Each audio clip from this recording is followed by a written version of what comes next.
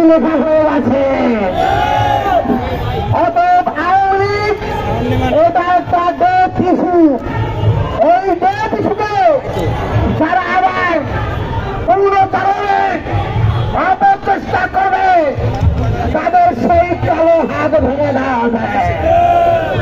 কোন অপশক্তিকে, কোন গণহত্যাকারীদেরকে বাংলাদেশের মাটিতে আর জায়গা দেওয়া হবে না।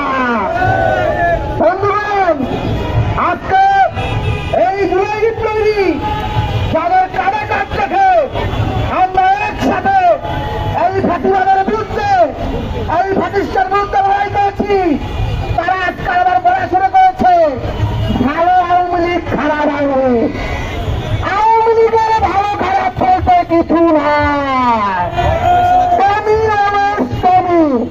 অতএব এদের করে ছাড় দেওয়া যাবে না। বাংলাদেশের ভবিষ্যৎ দিল্লি থেকে বিচ্ছিন্ন হবে না। বাংলাদেশের ভবিষ্যৎ ওই ক্যান্টনমেন্ট থেকে বিচ্ছিন্ন হবে না। বাংলাদেশের ভবিষ্যৎ নিশ্চয়ন করবে বাংলাদেশের জনগণ।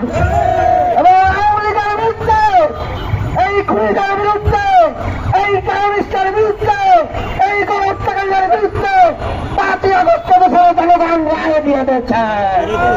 অতএব আর কোনো তাড়াহুড়ো না করে এই অন্তর্বর্তীকালীন সরকার যেন আজকে সমাবেশ থাকে অতি দ্রুত